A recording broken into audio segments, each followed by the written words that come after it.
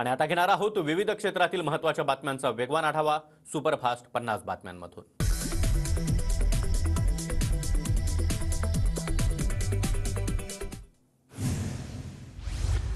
राज्यातील निवासी डॉक्टरांचा संप मागे। निवासी डॉक्टरांच्या विद्यावेतनामध्ये 90,000 रुपयांची भरीव वाढ करण्यात येणार।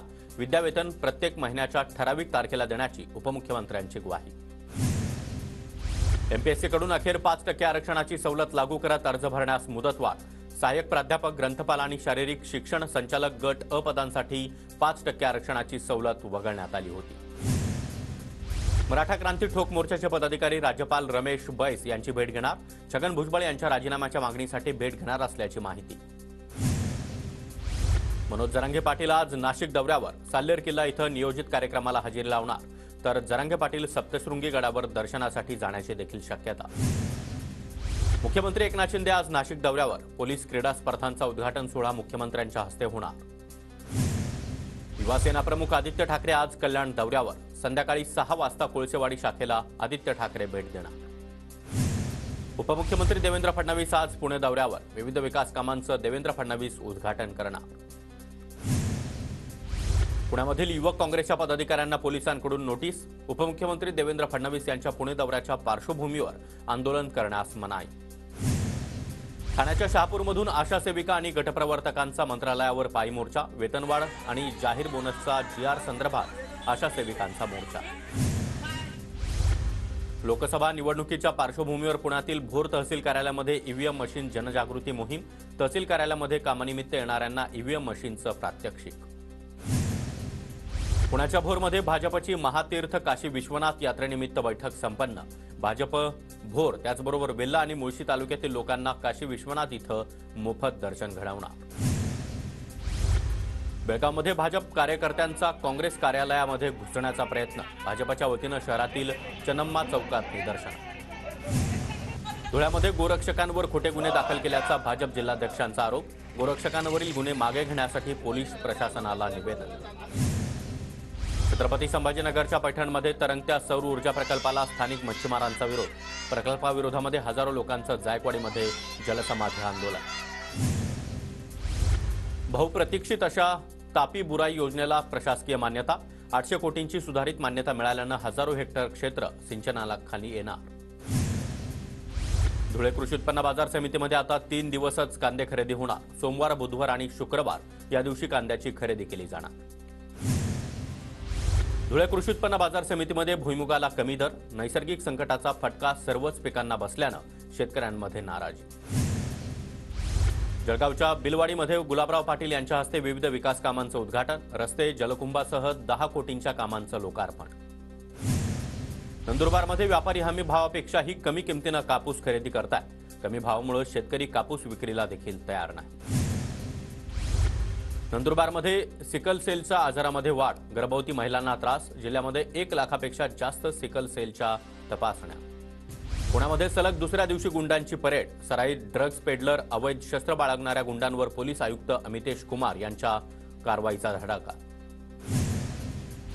पुणे मुंबई महामार्गावर आपत्कालीन प्रसंगी आता तातडीनं मदत मिळणार। महामार्गावर 2 किलोमीटर अंतरावर एक दूरध्वनी केंद्र उभं।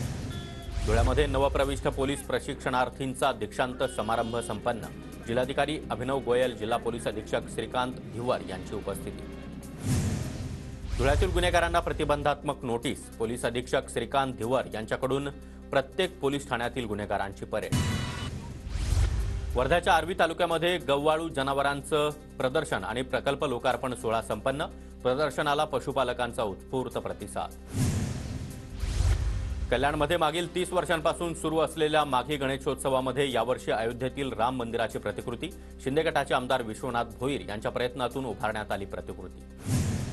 वर्ध्याच्या कारंजा येथील ग्रामीण रुग्णालयामध्ये राष्ट्रीय आरोग्य अभियानाअंतर्गत आरोग्य तपासणी शिबिराचं आयोजन। शिबिरामध्ये विविध आजारांविषयी मार्गदर्शन, त्याचबरोबर तपासण्या। मुंबईतील प्रसिद्ध सिद्धिविनायक मंदिरामध्ये शेकडो लाडूंचा प्रसाद कचराकुंडीत। ठाकरे गटाच्या पदाधिकाऱ्यांनी पाहणी केली।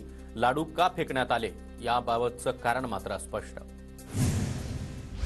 चंद्रपूरमध्ये निघाला ओबीसी समाजाचा मोर्चा। ओबीसी, एससी, एसटी, व्हीजेएनटी यांच्या जात वैधता प्रमाणपत्र देण्यामध्ये शिथिलता आणणारा जीआर रद्द करण्याची मागणी। राज्यामध्ये दरवर्षी 6 नमो महारोजगार मेळाव्यांचं आयोजन करण्यात येणार। प्रति मेळाव्याला 5 कोटी रुपयांप्रमाणे 30 कोटी रुपयांच्या निधीला सरकारची मान्यता।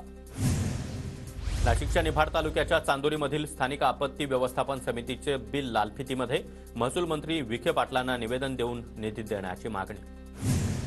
अकोल्यामध्ये कामांना मंजुरी मिळत नसल्यानं ठाकरे गटाचं ठिय्या आंदोलन। जिल्हा परिषद सदस्यांचं अकोला जिल्हाधिकारी कक्षामध्ये आंदोलन। जिल्हाधिकाऱ्यांना पत्र दिलं। पुण्यामध्ये सलग दुसऱ्या दिवशी पोलिसांकडून गुंडांची परेड। शहरातील सराईत ड्रग पेडलर, अवैध शस्त्र बाळगणाऱ्या गुंडांची परेड। नवीन पोलीस आयुक्त अमितेश कुमार यांचा कारवाईचा धडाका। परभणीच्या सोन्नामध्ये सप्ताहात भगर खाल्ल्यानं विषबाधा। रुग्णांची संख्या आता 500वर। रुग्णांची प्रकृती स्थिर। रुग्णांवर सध्या उपचार सुरू। नवी मुंबईतील बाजारपेठेमध्ये आज 1300 हापूस आंब्यांच्या पेट्या दाखल। आंब्याच्या पेटीला प्रत्येकी 3000 रुपयांचा भाव। नागपूर शहरातील 313 गुंडांची परेड। नवीन पोलीस आयुक्त रवींद्र कुमार सिंगल यांच्यासमोर परेड। पुढील काळामध्ये कायदा हातात घेतल्यास कारवाई होणार, आयुक्तांचा इशारा। नागपूर बस स्थानकातील वर्कशॉपमध्ये बॉम्बसदृश वस्तू आढळून आल्यानं एकच खळबळ। पोलीस अधिकारी आणि बॉम्बशोधक पथक घटनास्थळी दाखल। पोलिसांकडून अधिकचा तपास सुरू। विविध व्यावसायिक अभ्यासक्रमांच्या प्रवेशांसाठी आता सीईटी परीक्षेसाठी दुसऱ्यांदा मुदतवाढ। 12 फेब्रुवारीपर्यंत अर्ज करण्यात येणार। जळगावमध्ये अजित पवारांविरोधात आक्षेपार्ह भाषेमध्ये घोषणाबाजी करणाऱ्या शरद पवार गटाच्या 18 पदाधिकाऱ्यांविरुद्ध तक्रार। अजित पवार गटाच्या पदाधिकारी कार्यकर्त्यांनी रामानंद पोलीस ठाण्यामध्ये तक्रार दिली। पुण्यातील राष्ट्रवादीच्या कार्यालयासमोर शरद पवार गटाची जोरदार घोषणाबाजी। कार्यकर्त्यांकडून शरद पवारांसोबत कायम राहण्याच्या घोषणा। अजित पवारांच्या नावाचा उल्लेख असलेल्या बोर्डची तोडफोड। पिंपरी चिंचवडमध्ये निवडणूक आयोगाच्या निकालाविरोधात शरद पवार गटाचं मुंडन आंदोलन। हातामध्ये संविधान घेऊन निकालाचा निषेध।